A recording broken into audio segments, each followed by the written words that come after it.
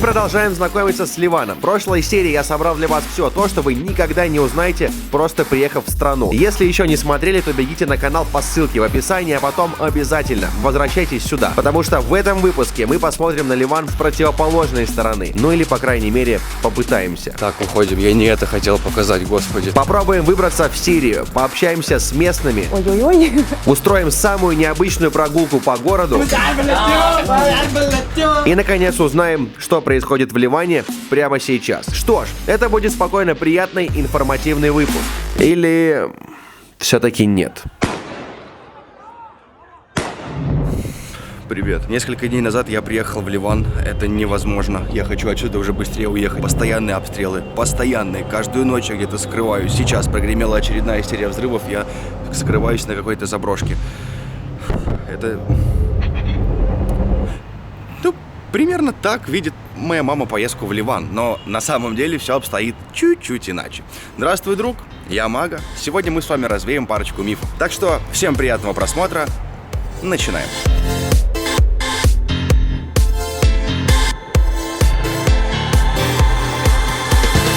Итак, здрасте. Мы находимся в центре Ливана, то есть в центре, о господи, боже, здесь с дорогами большие проблемы. Итак, встречайте, Бейрут. Или Бейрут, столица Ливана. Именно отсюда и начинают вещать все приезжающие журналисты, блогеры и так далее. Я тоже подготовил для вас информативный выпуск, но не переживайте, водить вас по кафе и отелям я не собираюсь. Единственное, на случай, если вы захотите посетить Ливан, поведаю вам о безопасности. Итак, если не бродить по местам, которые я обошел в прошлом выпуске, и не приближаться к границам страны, то все будет окей, за исключением протестов.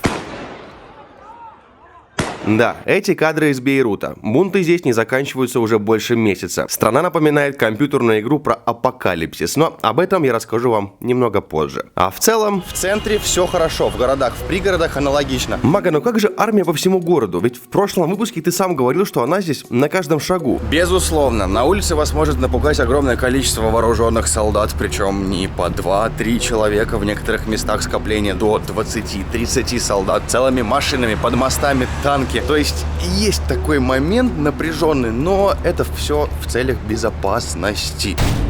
Давайте о хорошем. Единственная достопримечательность Бейрута, которой нет на карте, это граффити. В городе можно наткнуться на очень даже смотрибельные работы. Местами со смысловой нагрузкой, местами подростковая ерунда, и, тем не менее, улицы оживляет. Вот какой-то чувак рисует прямо при мне, и по итогу получилось довольно неплохо. Но когда искусство не только прекрасно, а еще и полезно, круче вдвойне, согласитесь. В первой серии я уже говорил вам про англичанина, который переехал на восток и рисует. Но не просто рисует, он нашел свою миссию по жизни, он рисует именно в подобных сооружениях, останках, привлекая общественность, чтобы их не сносили. Несколько зданий он уже так спас. Это некоторые фотографии, это рисунки этого же здания.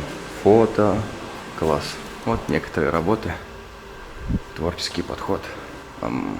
Прекрасно. То есть могли это все просто снести, но человек с Англии приехал и отдает этому делу всю свою жизнь. Ну, не то чтобы прям отдает, просто его жена с Ливана, поэтому он рисует именно здесь. И, тем не менее, красавчик.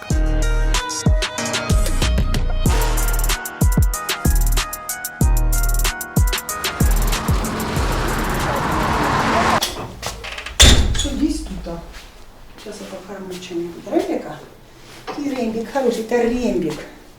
Он добрый и хороший. Один кот хорошо, два лучше. А 16 это пи***ц. Именно столько кошек в доме у Анхар. Да, кстати, так и не сказал, мы у нее в гостях. При входе я удивился большому количеству коробок и пакетов, но, как выяснил позже, это вещи, которые она отправляет бедным семьям в Сирию. А вот на этом кадре мы складываем пакеты уже для меня, ибо, вдохновившись ее поступками, я решил прямо с самого утра бросить все и отправиться с этими вещами в Дамаск.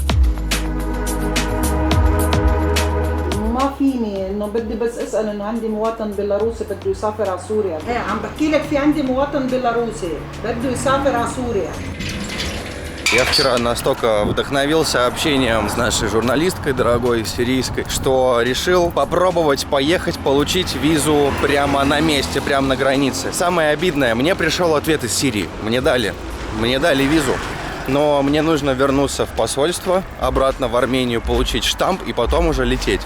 Билет сейчас из Ливана туда и обратно будет стоить $210, чтобы слетать за визой и обратно. А знаете, сколько стоит виза для белорусов на месте, на границе в Сирию? $200. Сука, 200, мать его, долларов. Причем самое интересное, знаете что? Для россиян $35, для Украины $80. Для белорусов $200. Я не понимаю, что это, в чем заключается эта дискриминация? Чем вот эта маленькая страна с усатым президентом так насолилась, я не понимаю. Назовите мне еще страну, куда виза будет с такой разбежкой для туристов, там, для россиян. 50 условно, для белорусов 300. Скажите мне такую страну. Я в шоке просто.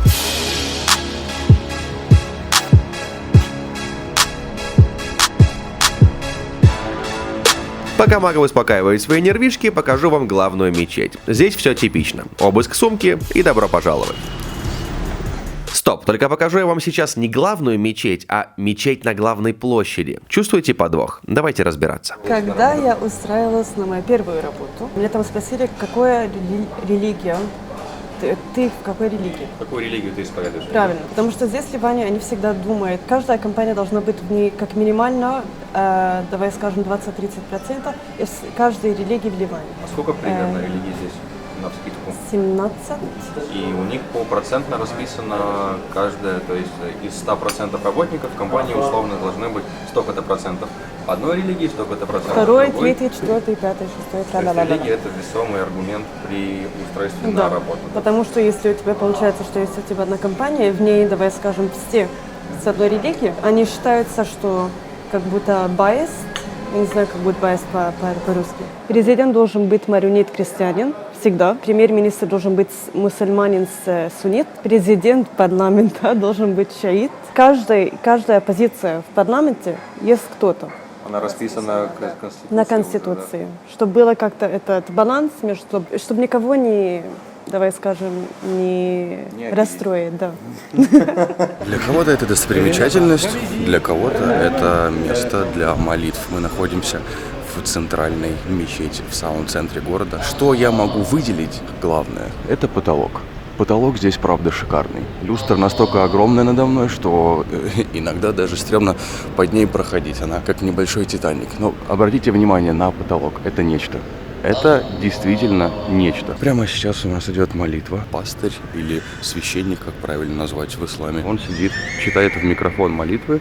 И мужчины в ряд молятся, но только мужчины, а женщин я не вижу. И самое странное из этого места, то что на входе стоит не один или два солдата, на входе стоит 22 солдата и 3 джипа. Представляете? Я не могу сказать, что это накал такой, прям атмосферы нет, но немножко не по себе, когда ты заходишь в место и вооруженные до зубов люди. Глядя на эти кадры, можно подумать, что страна мусульманская. И когда я сюда ехал, я был почему-то в этом уверен. Ливан, ислам, причем по приезду видим мечети, и картина вроде сложилась. Только вот девушки выглядят как-то не по-мусульмански, да и ночная жизнь ближе к европейской. Когда люди приезжают, думают, что Ливан – это мусульманская страна, где все в платке, нельзя пить, ой-ой-ой. Это не так, это вообще не так. Оказалось, страна больше христианская, нежели мусульманская. Причем, как это обычно и бывает, разделено все порайонно. К примеру, на юге страны строго мусульмане, на севере христиане, а в столице уже кто как захочет. Причем кто как захочет в прямом смысле. Правда, разгуливать долго в таком прикиде не получится. Сейчас в кадре вы видите парад, который недавно проходил в Нью-Йорке. Ха-ха, сначала, наверное, подумали, что это Ливан. Да не, вы что гоните? Акции ЛГБТ в Ливане проходят вот так. Кучка скромняк пытаются отстоять свои позиции в составе местных СМИ. В общем, ничего интересного. А вот в кадре один из бейрутских гей-клубов. Да-да, и такое здесь тоже есть. Но, как бы Ливан не стремился к уровню Европы, на Востоке пока принимают очень холодно так называемые субкультуры. В Ливане оно считается, что еще нету права людей, какие homosexual rights.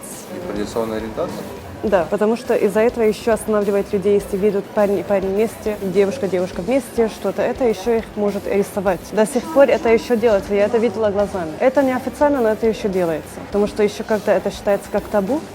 Или как харам в исламе. Из прошлой серии вы помните партию Хезболла, которая пытается из Ливана создать исламское государство, где гомосексуальность это и есть харам. В общем, я до сих пор не знаю, как охарактеризовать Ливан, ибо в одной части города сумасшедшие тусовки, в другой же части города все в хиджабе. И из той части, где все в хиджабе, бегают в районы вечеринок, а после снова надевают платок и идут домой. Также делают многие девушки из соседних стран. Думаю, для всех это уже давно не секрет, когда в аэропорту переодеваются после хорошей хорошей ночи в хиджаб и покорно возвращаются домой.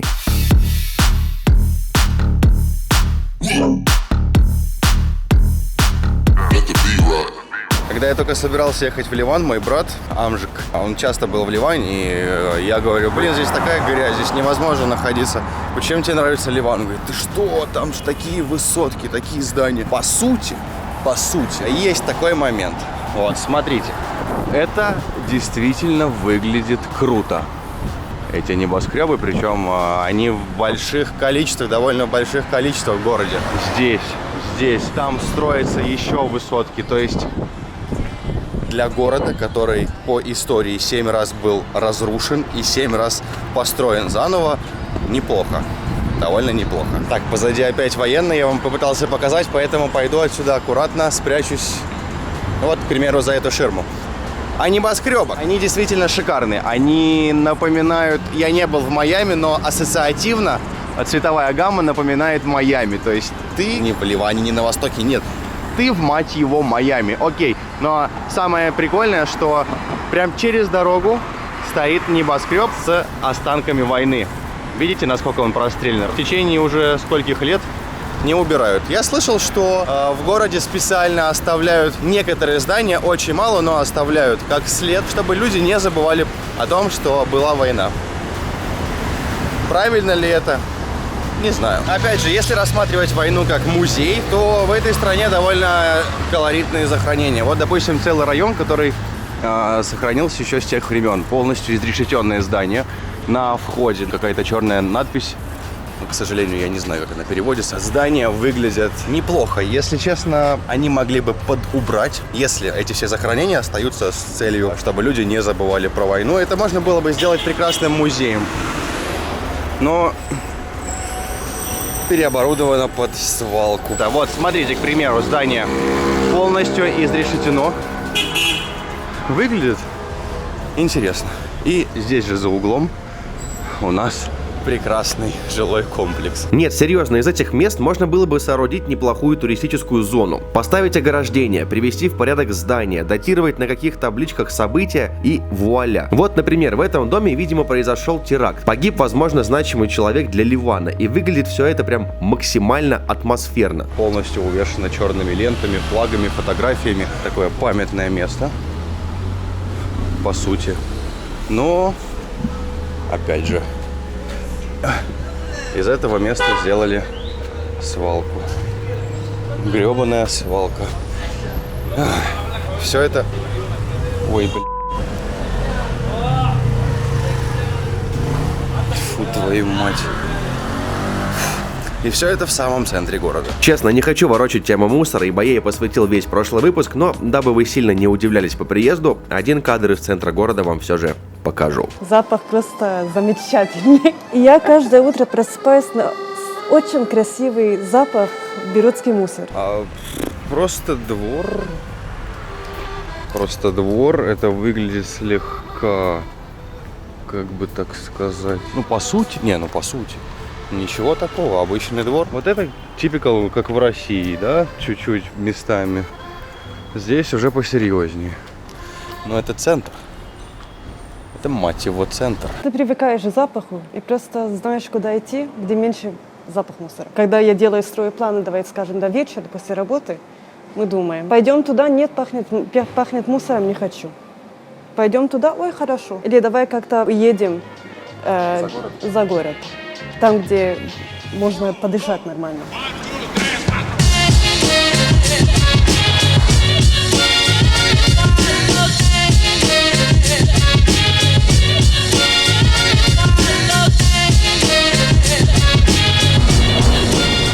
И все-таки в каком-то смысле эта страна прекрасна. Наверное, в плане отсутствия правил. Можно прокатиться в автобусе с открытой дверью. В этом есть какая-то романтика. Будьте, правда, бдительны и аккуратны. Водители спокойно подвозят. Главное объяснить маля масаля, то, что нет денег. Некоторые понимают английский, но с удовольствием пускают, подвозят бесплатно. Так что, в принципе, с дорогой проблем нет. Если ты продолжаешь смотреть это видео, значит, я еще жив и не сдох от местной жары. Так, значит, что у нас? рвы для тех, кто не ставит лайки, насколько я понимаю. Я нахожусь на очередном комплексе. Это крепость, так как город сам очень старый. Местных, скажем так, захоронений здесь полным-полно. Я не любитель подобных мест, серьезно. Ну, крепость есть крепость. Мне не особо интересно, так же, как и гулять по музеям. По-моему, ничего такого. Единственное, что я могу реально отметить с этих мест, это вид на город. Это шедеврально. Это шикарно. Горы, их домики, эти... Просто прекрасно. Пляж отсюда, море, в никуда. Уходят опять же горы. Это шикарно. Это реально выглядит шикарно в жизни.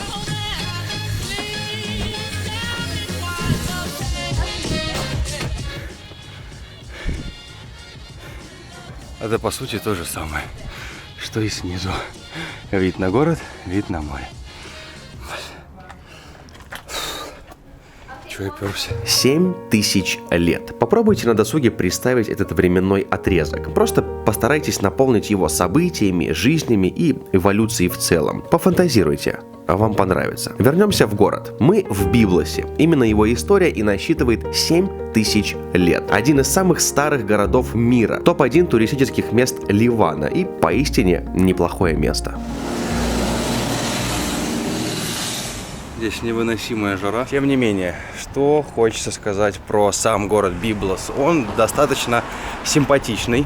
То есть здесь в основном у каждого дома есть какая-то растительность. Сами города... Ладно. Не, ну это порядок. То есть вот такой вот срачик, это ничего еще. Так, уходим. Я не это хотел показать, господи. Вот, пришли. Город Библос.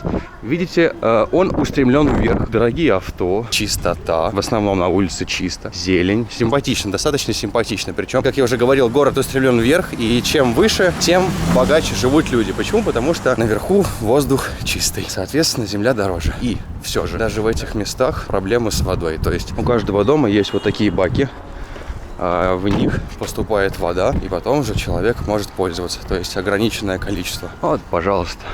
Хорошее авто, приятные дома. Здесь уже, да, здесь уже хочется остаться. Такой Ливан, да, такой Ливан по душе. Этот вид настолько отпечатался в моей памяти, что даже сейчас, спустя время, при монтаже согревает душу. И если вдруг и вы захотите им насладиться, плюс сэкономить немного денег, то обязательно воспользуйтесь моими советами. Первое, у вас должен быть обратный билет. Именно поэтому я взял сразу же из Иордании в Ереван обратный билетик. Вот он, или вот он, не суть. В таких странах что самое главное, чтобы вы не жили на улице и чтобы у вас был обратный билет. Все. Чтобы я не жил на улице, то есть чтобы так не думали на границе. Я себе, смотрите, что я делаю, значит, на букинге забронировал какой-то отельчик, $335. Окей. И сразу же разбронировал. Единственное, что распечатал себе эту бронь, пока она была еще действительно, и на границе показал. Так что самое главное, это левые брони, они помогают очень часто. И обратный билет. По сути, все. Вопросов к вам больше не должно быть.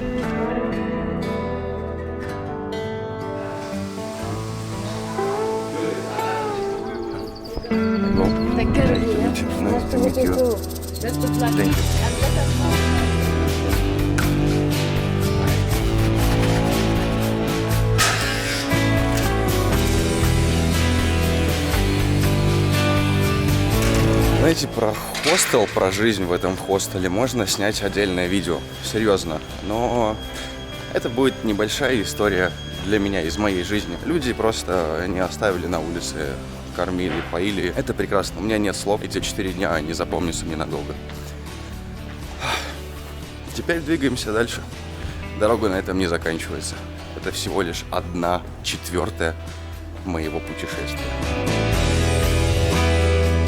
Прекрасный лирический момент, который я, пожалуй, оборву, ибо нам надо двигаться дальше. Итак, Бейрут. Прогуливаясь по городу, здесь помимо бомжей, везде валяющейся урины в бутылках и миллиона мопедов, можно встретить кучу всего. Вот, например, Ислам Моби. Такой вариант мне, к слову, нравится больше. Также можно прогуляться по местным, как я их называю, гетто-дворам. Обычные дворики напоминают Silent Hill, но вот эта атмосфера.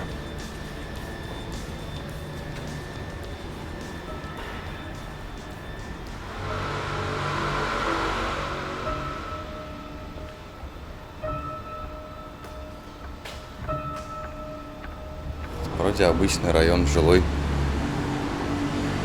Но что-то в этом есть такое томное, прям не знаю. Может, пыль, отсутствие лампочек, потертость. И, может быть, это все в совокупности дает какую-то ноту. Как вы заколебали сигналить? For you. May I this photo? This photo. As a place we work? Here. هون بس هون. So, work, yeah? Это мусор. Меропе. Я нахожусь в подвальном помещении местного общежития. По идее, передо мной студенты, ибо в здании одна молодежь. Правда, информации об этом никак не получить, ибо мы друг друга ни черта не понимаем. You live in home. Home. You sleep. Sleep. Наверху. Yes. А may I photo? خذ لهم صور صورهم وهم نايمين بالكلية. Photo. هو بده وضعية ناس وهي نايمة اوكي. No, this home photo. ما في. ما بدي معلم ما في نو فايماس. Problem? Okay. This home. Home, yeah? اوكي. كونيك. Hi.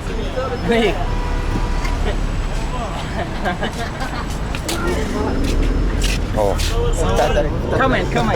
сколько здесь молодежи жестко вообще. This магазин, маркет. تو مش عارف الا تو ما عارف الا تو وتو هيدي صورة صديق. Судя по языковому барьеру абсолютно у всех, это не вуз, но факт общежития налицо. Лично я сделал вывод, что это общага местного ПТУ. Могу ошибаться, но выглядит точь-в-точь, как в Хабзе. Типа я уже не удивляюсь таким условиям, просто сам факт. Да, страна контрастов, однако. И знаете, кем бы они ни были, больно смотреть на почти своих ровесников, дальнейшую судьбу которых я могу вам даже не озвучивать. Я поражаюсь, это одна из самых интересных прогулок по городу. Ни в одном городе, то есть, не было так интересно. Вот смотрите, я иду по центру. И здесь небольшое здание такое. Грибочки нарисованы, симпатично. И наверху значок Paradise. Рай. И там пристройка. Без окон. Затем еще пристроечка. Небольшие трущобы, но они без окон. И там живет дедушка. Я пытаюсь до него достучаться, чтобы он меня пустил к себе, но нет, не получается. Блин, хоть бы он вышел. Я стою 15 минут, еще буду стоять до конца. Пусть пустит. Я очень хочу посмотреть, что внутри. Никто не пускает домой, все боятся камеры. Ну, это логично.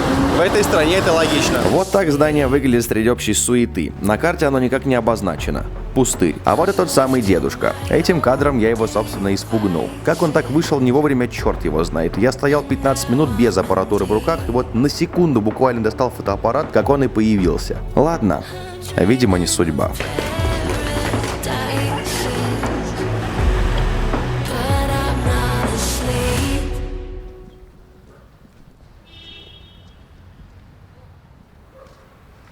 Что ж, заканчивается очередной день. Вместе с ним, соответственно, заканчиваются и силы, потому что целыми днями хожу пешком. Но чувство отличное, много чего интересного. И сейчас я не остаюсь на улице, не поеду спать в аэропорт, не буду проситься в хостел, потому что впервые за всю жизнь я решил испробовать каучсерфинг. Я думаю, все знают, но кто не знает, это просто люди выкладывают в интернет объявление о том, что я бесплатно принимаю гостей. Это по всему миру работает. Я помучился немножко с регистрацией, да, это было сложно, но нашел там местного парня. Мне ждать 2,5 часа, он вернется в 10:30 вечера с протестов. Просто связываюсь с ними, говорю, ну что, когда ты будешь? Говорит, я на протестах, если хочешь, приходи. Я говорю, нет. Я уже сегодня не пойду. Так что он с протестов вернется и пойдем ночевать к нему. Как-то так. Скорая пожарная. С протестов хозяина квартиры мне пришлось ждать 3,5 часа. Кстати, в начале ролика обещал вам рассказать о том, что происходит в Ливане прямо сейчас. Давайте заселимся и начнем. Feel free, okay? Make yourself at home. I'm sorry for the mess. Look, messy mess. It's okay. Sorry, you know, I didn't have time to clean. I didn't have time to. This where I can. This one you can put it here if you want to. Yeah. Or Okay. Thank you. Что ж, погнали. На момент публикации выпуска в Ливане протесты идут 1,5 месяца беспрерывно по сей день. Все началось 17 октября. Правительство ввело налог на звонки по WhatsApp и другим мессенджерам. Это жесть. Представьте, вы просыпаетесь одним утром, и вам говорят, что теперь вы будете платить $6 в месяц за звонки по мессенджерам. И сумма вроде небольшая, но это уже что-то за гранью. В ночь на 18 октября власти объявили об отмене налога на WhatsApp. Однако акции не прекратились, ибо власть допрыгалась. Помимо налога на WhatsApp пришло понижение пенсий, повышение цен на топливо и табак. Плюс в течение последнего года правительство так и не смогло обеспечить людей электричеством, водой и санитарией. Одним словом, системный кризис. 27 октября была создана живая цепь протяженностью в 180 километров. Тысячи людей вышли на главные трассы и взялись за руки. Так и появилась цепочка, которая символизировала национальное единство. 29 октября вот этот чувак, это их премьер-министр, объявил, что его правительство уходит в отставку. Но люди продолжают оставаться на улицах, так как убрать только министров для них не успех. Они хотят, чтобы шли абсолютно все. Президент, спикер парламента, депутаты. В общем, полное обновление власти. Подытожу. За последние 30 лет после окончания гражданской войны в стране так и не улучшилась жизнь большинства ливанцев. Их только обкрадывают да закидывают обещаниями. И именно поэтому и происходит то, что вы видите сейчас на экранах. Друзья, обязательно следите за новостями в мире. Вот, к примеру, что сейчас происходит в Иране. Это Гонконг. А это Бишкек. Извините. В общем, обязательно наблюдайте за тем, что происходит в нашем интересном и огромном мире.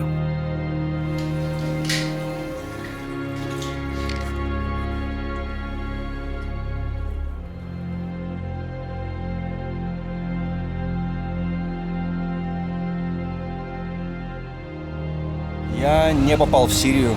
Для меня это огромная потеря. То есть, я даже не могу объяснить, насколько это огромная потеря для меня, потому что самая основная цель в съемках этого сезона была Сирия. Ливан, Иордания, это все попутно. Я облажался, да. Я постараюсь исправиться, но пока что я с этим смириться не могу. Знаете, случилось как случилось, в любом нужно находить хорошее. Моя доска трофеев пополнилась. Смотрите, очки. Это подарила Леон из хостела. Человек, который помогал мне, кормил меня. Следующее.